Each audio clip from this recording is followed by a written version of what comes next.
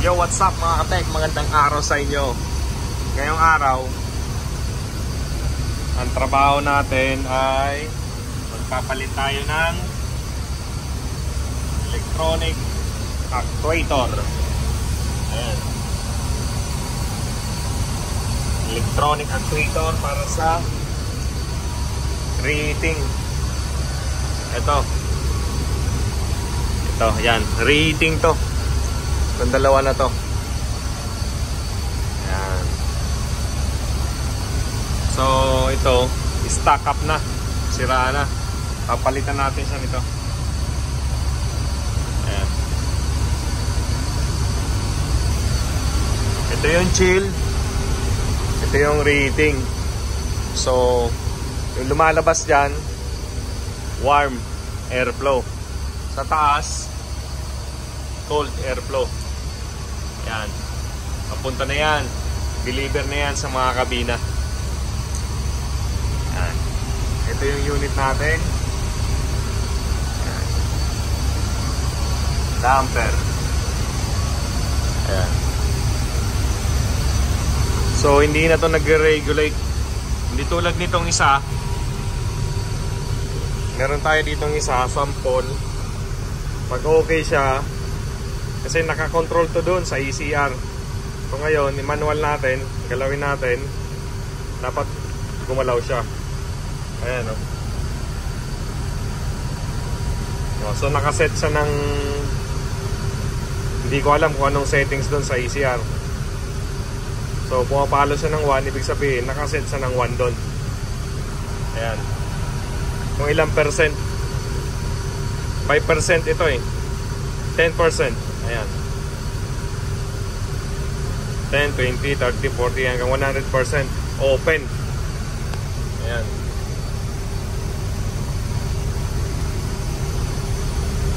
Ayan siya. So out ito, in ito.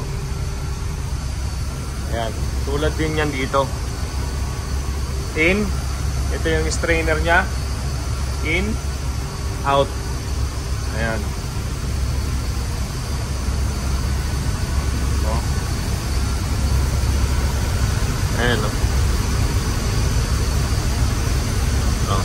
May temperature pa siya, oh. 28. Dito. Wala na.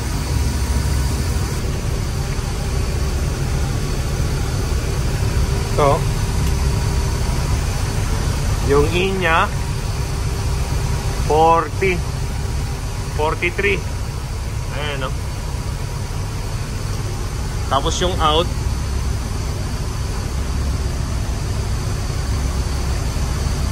ayan, around 16 degrees. Kasi dumaan na sa evaporator nya. Meron siyang evaporator sa loob. So bali dalawang evaporator sa loob. Isa sa chilled at isa sa reheating. Ayan. So palitan natin to mga katek. Ayan siya.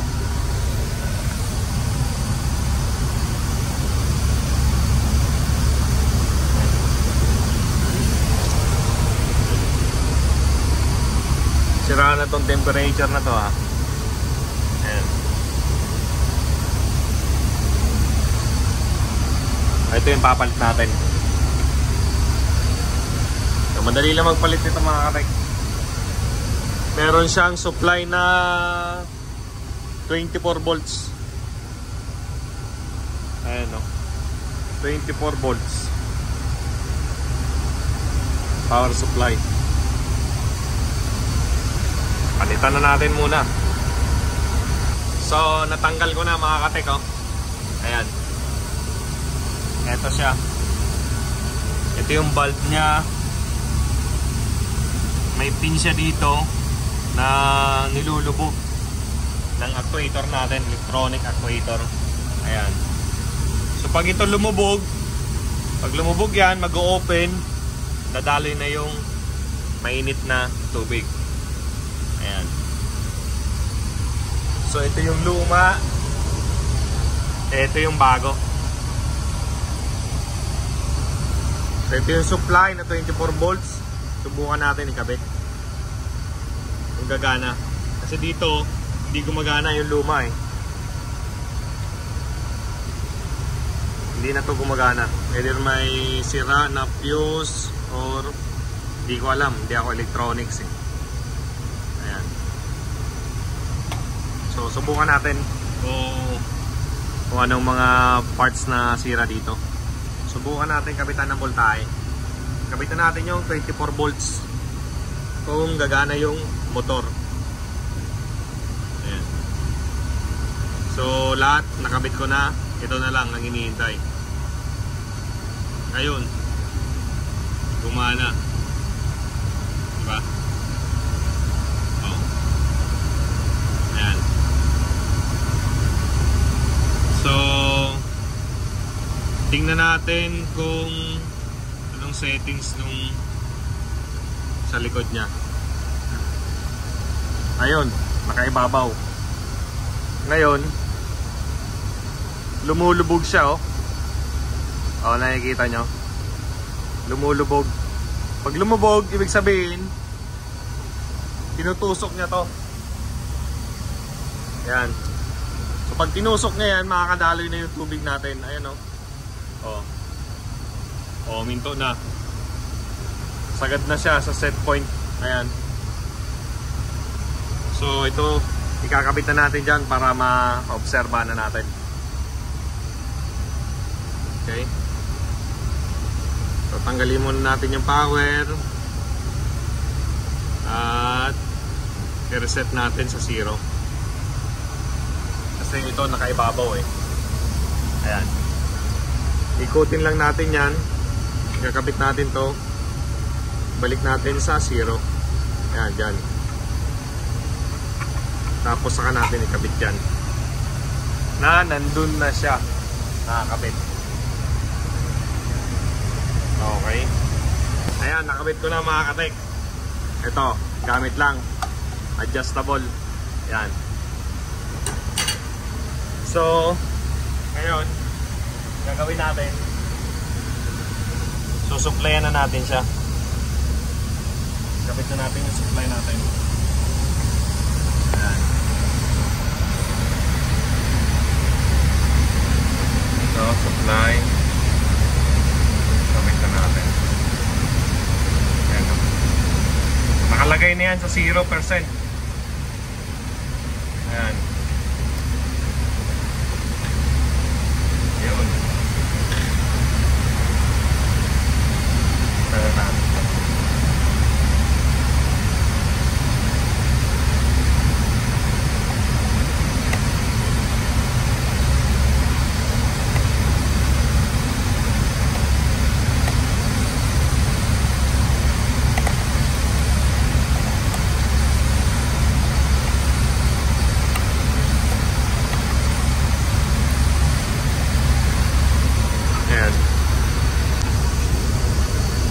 Ayan o, uminit na.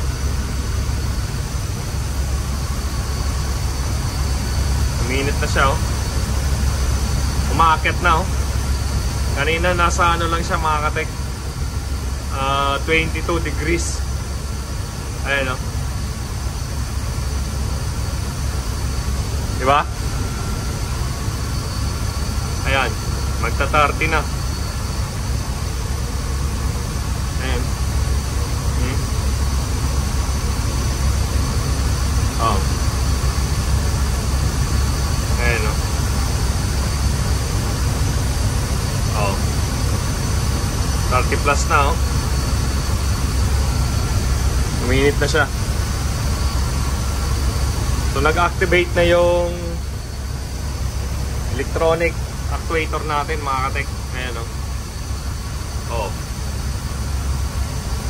Oh. Ayan. Mag 35 na.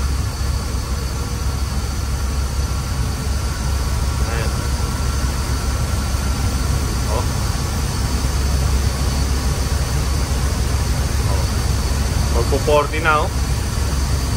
Oh, 38, 36 degrees. Obserbahan pa natin. 37. Ano?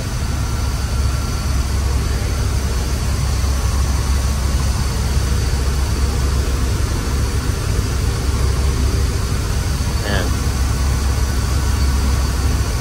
Meron din doon, no? Temperature gauge. Diba?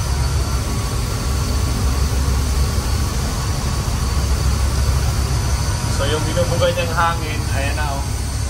240 na. Ito yung warm air sa ilalim. Ito naman yung cold air sa taas. So hindi natin makita, wala tayong temperature gauge. Ito meron, no?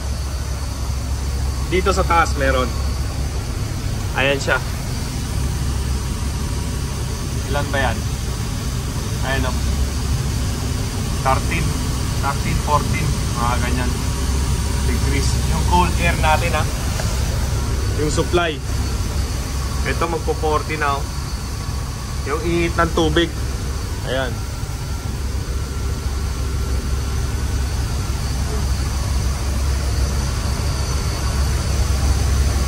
So ganito ang system dito, mga katek. Ganyan. So, heating and ventilation tayo. Ayan, no? Ayan.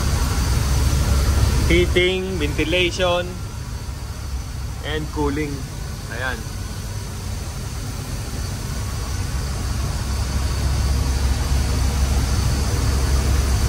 Diba? So, kapit na natin itong takip, mga katek. Dali lang to. Ganyan. Hanapin lang natin yung settings nya na ganyan. Ayan. Ayan.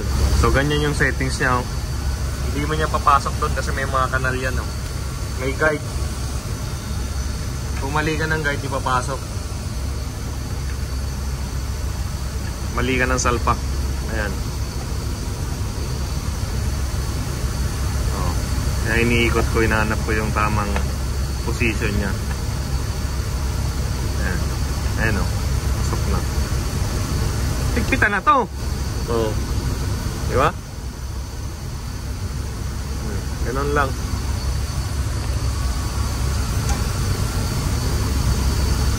Ayan na.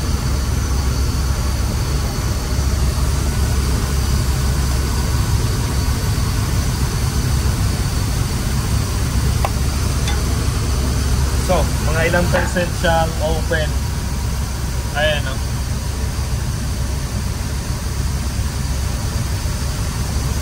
Ayan siya. Ewan ko lang kung tama to, no? Kung tama yung set point doon sa ECR, sa control room. Ayan. 20%. So anyway, at least okay na tayo, mga katek. Gumagana na yung actuator natin. So pwede nang makontrol ni Junior doon sa ACR. Ayan. Pwede nang mag-adjust ng set point. Ayan. So subukan natin i-manual kung gagalaw. Ayan, gumagalaw. Diba? Oh. See? Oh, nakatutok lang siya dyan sa set point niya. Ayan. Kahit anong galaw natin yan, babalik yan sa dati. Oh. Ayan. Iikot yan. Oh. Diba? Kasi yun yung set point niya doon, eh, sa control room. Ayan. Sa system doon sa loob, oh. Oh. Ayan. Babalik lang siya ng 20%.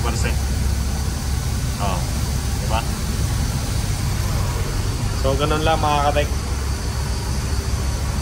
Sana meron akong na-share sa inyo kahit paano. Ganito ang trabaho. Nagpalit tayo ng electronic actuator para sa heating, reheating. Ayan. So paano mga katek, hanggang dito na lang tong video na to. At maraming salamat sa panonood. Hanggang sa muli. Paalam!